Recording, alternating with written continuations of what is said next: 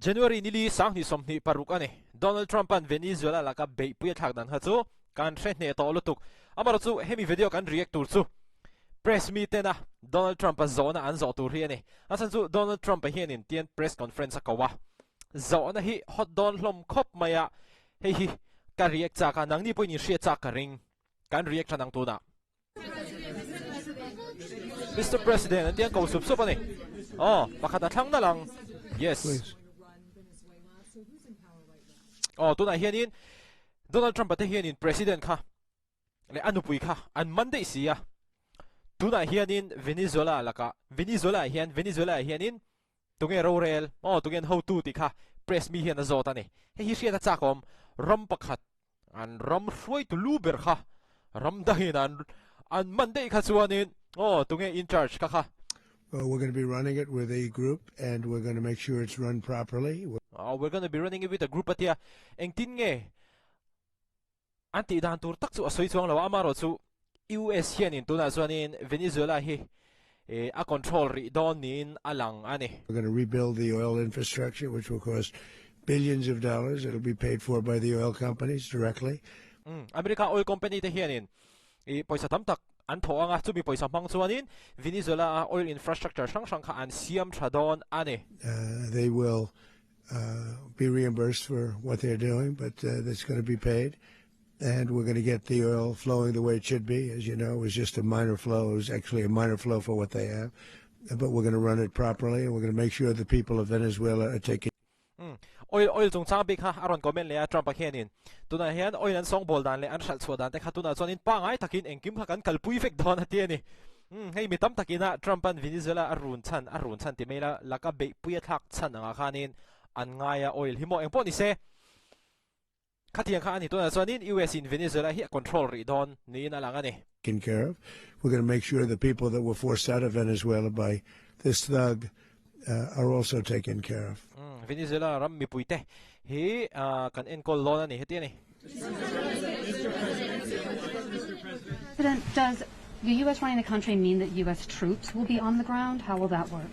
Well, I think US na Venezuela control chuanin US sipai te hi Venezuela an omdon ti na MD te kha an ronzon le ni you know, they always say boots on the ground. So we're not afraid of boots on the ground if we have to have. We had boots on the ground last night. Venezuela laka be pui kan thak trum khanin America sipai te chu Venezuela rama han an omani atul ania kan mamo ani phot chuanin sipai te hi US sipai te hi Venezuela rama hianin kan da hre don lo wati ni At a very high level, actually. We're not afraid of it. We don't mind saying it. But we're going to make sure that that country is run properly. We're not doing this in vain. This is a very dangerous attack. This is an attack that could have gone very, very badly. Could have. Ram hi thatakin kan en kolanga tuna be pui kan tha po hi tuna chuanin himdam takin an ron hove ka sipai ho zong ral thomeng ma kan chan lawa ati boka Gone very badly.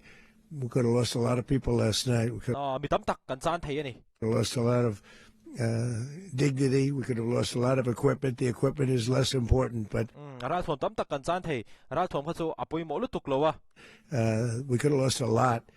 And we're going to make sure that this is proper. We're there now. We're ready to go again if we have to. atula ni chuanin Venezuela ma hen kan kal leang We're going to run the country right. It's going to be run very judiciously, very fairly.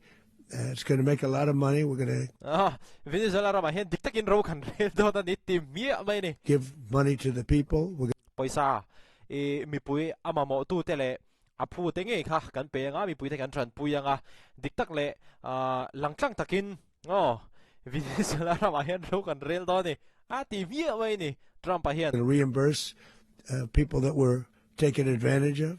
We're going to take care of everybody. It's very important. We couldn't let them get mi zong zong thatakin kan en kol vek do ni Venezuela rama hian away with it. You know, they stole our oil. We built that whole industry there.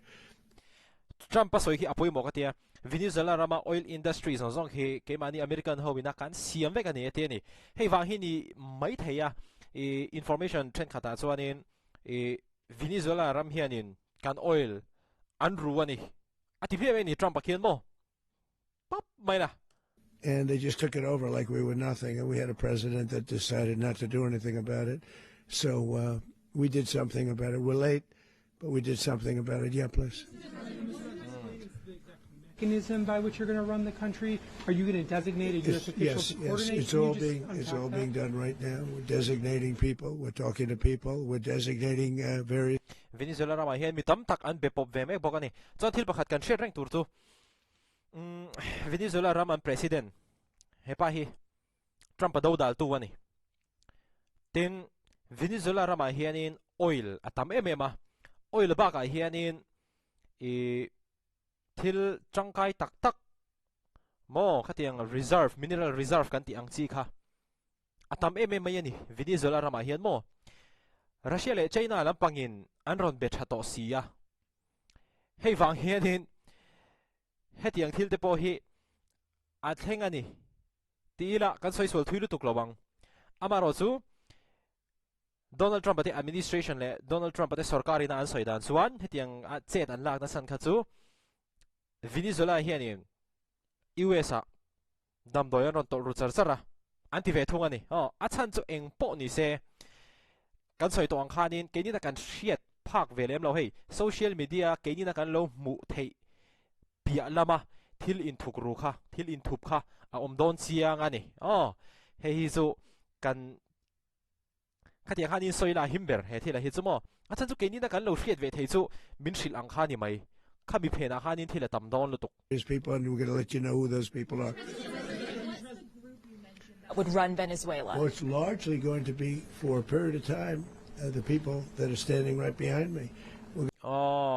Where a group pakatin Venezuela rama khuan in rawan relanga Venezuela yang control riang atia so ding kha press meet khanin khami group isoi kha enge omzia tu teng ei soi chiang deu theman rontia Trump chuanin tuna ka hnunga ding mek te hi heng ho te hi an ni group chu heng mi te hian in Venezuela rama hian in rawan relanga Venezuela ram a pangar taka engki makal vek theina turin teng hian in an control riang atia ni We're going to be running it.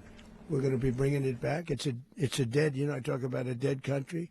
A year and a half ago, we were a dead country. Now we're the hottest country anywhere in the world. We're a country doing better than any country anywhere in the world. And it required leadership. Venezuela has a lot of bad people in there, a lot of bad people. Venezuela rama hian in visual tak tak anoma People that shouldn't be leading. We're not going to take a chance at one of those people. visual tak tak ram froi tu ni mi lo turin raman fruaya Take over for Maduro. So you can Maduro tangin thunei na kan laleta look at, and others. We have fantastic people, including people in the military.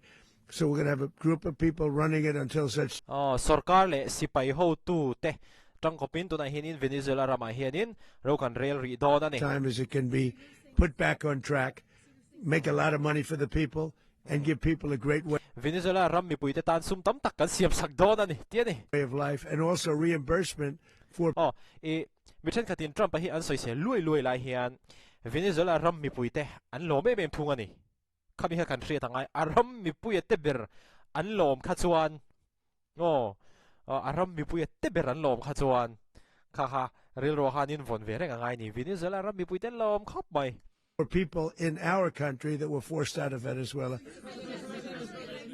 Rubio would be. You said earlier today that you weren't going to back Machado to come back and be the opposition leader in your Fox and Friends interview. And then you also mentioned the vice president of Venezuela. Are you going to work with the vice president of Venezuela, or how do you foresee the relationship Well, I going? understand she was just sworn in, but she was, as you know, picked by Maduro. Venezuela vice president ni thopui don em antia Trump an zot ani chuan Trump chuanin tun hai loka han lak lu ania amaro chu he vice president thar thang tu hi Maduro ani tuna kan man ta hi ani ati ani So Marco's working on that directly. He just had a conversation with her. Marco hianin tuna hianin aboi pui meka vice president azuk beboka Venezuela vice president kha azuk beboka And she's essentially willing to do what we think is necessary to. Venezuela vice president chuanin keini na tule tha kan ti ang kha lo ti ve mai kha lo min lo pompui mai kha atum nin alang ri ani hati ani Make Venezuela great again. Very simple. Mr. President, Colombian President Gustavo Petro, a couple weeks ago, he said he's got to watch his ass. And today, he said he's not concerned about anything happening to him in the aftermath of this operation. So, just what your message is Well, about he that. has cocaine mills. He has factories where he makes cocaine.